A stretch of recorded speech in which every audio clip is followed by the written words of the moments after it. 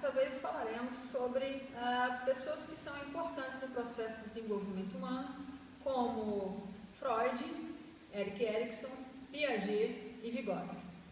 O interessante de vocês compararem Freud com Erik Erikson é que os dois formularam teorias que são, primeiro, a psicossexual de Freud e a psicossocial de Erikson. Erikson foi um seguidor de Freud até um determinado momento da vida dele. E ele entendia, Erik Erikson, que o social era muito importante no processo de desenvolvimento. Tanto que ele estrutura a sua teoria em 8 crises. Crises estas que vocês, ao verificarem o conteúdo que já foi enviado para vocês, mostram sempre uma dualidade entre o sim e o não. Entre, por exemplo, a confiança e a desconfiança. E vocês podem perceber que essa teoria, ou essas 8 crises, também permeiam a vida do desenvolvimento do nosso aluno e também do atleta. Ou seja, há de se fazer uma comparação, uma transposição entre a teoria psicossocial de Erik Erikson e a vida desportiva, seja do nosso aluno, seja do atleta. Inclusive, essas crises também perpassam a vida do profissional, do licenciado em Educação Física. São vários momentos em que nós temos certeza do que vamos fazer ou temos incerteza, que estamos satisfeitos com o nosso trabalho, estamos insatisfeitos, inclusive perto da aposentadoria, em que a gente entende que ou já fizemos tudo o que podia ser feito ou que há necessidade de que tenhamos consciência do problema que enfrentamos e da nossa não objetividade no nosso trabalho. Com relação a Freud, a teoria psicossexual que ele estruturou tem como base a psicanálise. É uma base que nós não usamos de uma forma tão direta na educação física. Mas essa estruturação em id, ego e superego, o interno, o que realmente você é aí, como o social interfere nessa transposição, também é muito significativa para a educação física.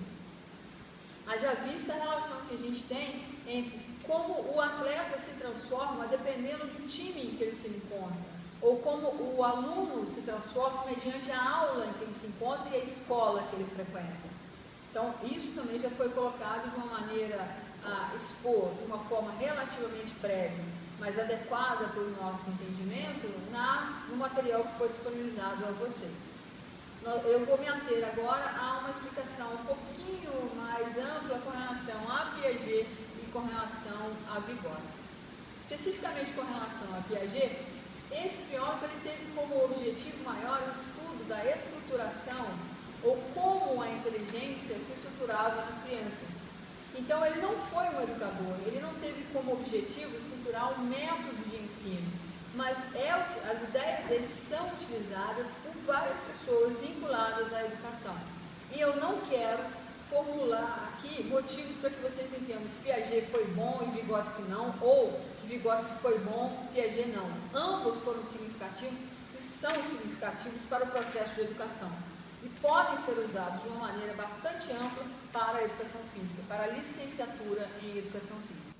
Alguns conceitos primordiais de Piaget, que já foram descritos no material que foi distribuído, eu vou comentar aqui.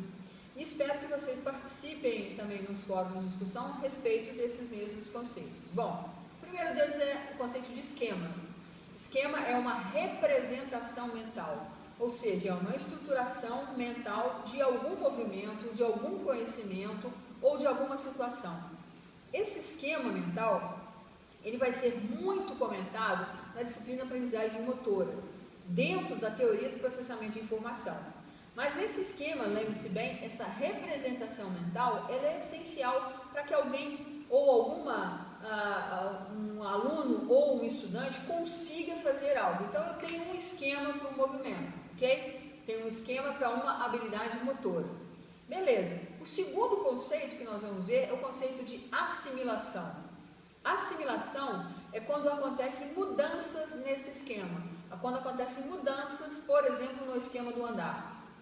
Eu tenho assimilação quando eu mudo algo dentro do esquema do andar. Então eu ando mais rápido, eu ando para o lado, eu ando para trás, eu ando para frente. Então eu tenho uma habilidade, que é a habilidade do andar. E eu modifico esse esquema de forma a que produza, seja possível a produção de diferentes tipos do andar. Acomodação é quando eu tenho diferentes esquemas. Eu tenho o andar, ou correr, ou chutar, ou arremessar. Esse entendimento é essencial, porque como nós também vamos ver em aprendizagem motora, que diferentes tipos de prática para quando eu tenho várias habilidades e diferentes tipos de prática para quando eu tenho uma só habilidade e diferentes tipos dela. Então, assimilação ocorre quando eu aprendo a sacar por baixo e aprendo a sacar por cima. Eu tenho assimilação, porque o sacar é uma habilidade só, mesmo que seja feito de formas diferentes. E eu tenho acomodação quando eu construo vários esquemas. Então, é o saque, o ataque, o bloqueio. Então, é necessário que a gente possa fazer essa diferenciação. Assimilação ocorre quando eu mudo alguma coisa em um esquema. Acomodação acontece quando eu tenho vários esquemas. Eu mudo porque eu construí um novo movimento. E esse processo de equilibração, ora assimilação, ora adaptação, mais um menos o outro, é que tem ou que gera possibilidades com que a minha adaptação seja melhorada. Então, eu já disse para vocês alguns conceitos: esquema, assimilação, acomodação, equilibração do processo de assimilação e acomodação e o processo de adaptação. De outra forma, eu me adapto melhor quando eu tenho esse processo de equilibração entre tipos diferentes de um movimento, ou seja, assimilação, ou novos movimentos, acomodação, de acordo com o que é necessário. Então, no esporte, eu não só sobrevivo com fundamentos, eu sobrevivo com fundamentos e tipos diferentes de fundamentos.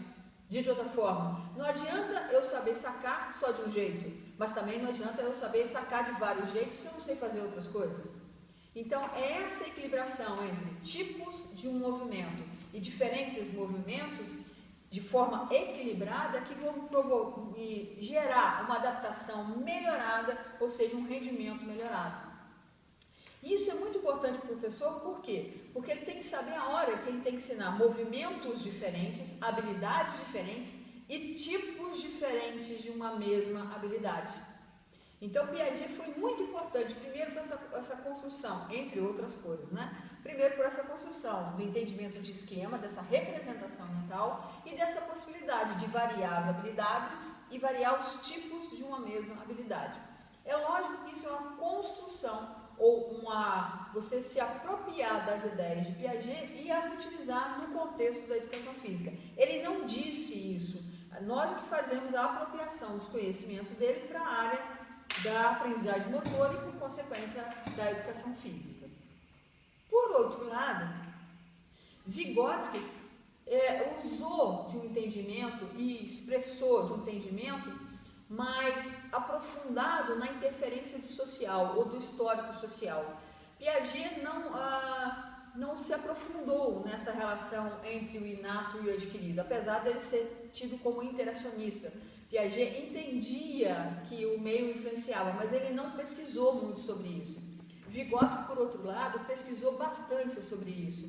Ele tinha como objetivo verificar o quanto que o momento histórico e a cultura em que o indivíduo vivia influenciava no processo dele de aprendizagem e, por consequência, de desenvolvimento. Então, só fazendo um recortezinho. Para Piaget, eu desenvolvo e aprendo. Para Vygotsky é o contrário, eu aprendo e por isso eu desenvolvo. Para Piaget, primeiro eu e depois eu com o mundo. Para Vygotsky é o contrário, eu no mundo e depois eu. Então, essas relações mostram o quanto que Vygotsky estava pensando sobre esse desenvolvimento em nível sócio-histórico ou histórico-cultural. E o quanto que essa relação com a sociedade pode influenciar o seu processo de desenvolvimento. Então, nos slides que foram passados para vocês têm uma ideia do quanto a história de Vygotsky é importante para a educação física, principalmente quando ele coloca o conceito de zona de desenvolvimento próximo, ou zona de desenvolvimento proximal, ou zona de desenvolvimento iminente. Ou seja, é aquela situação em que a pessoa faz com ajuda. E esse é um processo importantíssimo. Por quê? Antigamente pensávamos o seguinte: eu tenho que trabalhar com o nível de desenvolvimento que a criança apresenta. Vygotsky fala, não, com o nível que a criança apresenta ou com o indivíduo apresenta em situação de auxílio, de ajuda, ou seja, ela não sabe fazer sozinha, mas se você der algumas dicas de algum auxílio, ela expressa uma solução melhorada. E você vai gradativamente retirando essa ajuda, para que aí então ela possa fazer sozinha. Ou seja, está próximo de fazer, mas ela precisa de auxílio. Então você gradativamente vai promovendo a retirada desse auxílio até que ela possa fazer sozinha. E isso é uma sacada muito interessante para a educação física, ou seja, quando vocês vão estudar isso em aprendizagem motora também, essa disciplina de crescimento e desenvolvimento está muito vinculada à aprendizagem motora.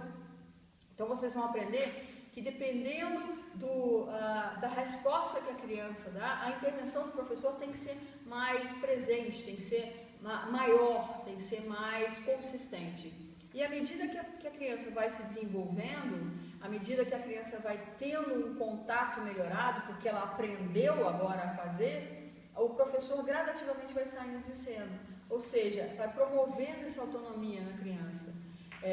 O feedback intrínseco, ou seja, a resposta que a criança dá a si mesma vai melhorando. De outra forma, à medida que eu vou percebendo que vocês vão melhorando no conhecimento de vocês vão aprendendo, por isso vão desenvolvendo, as minhas dicas vão sendo menores, vão sendo menos requisitadas.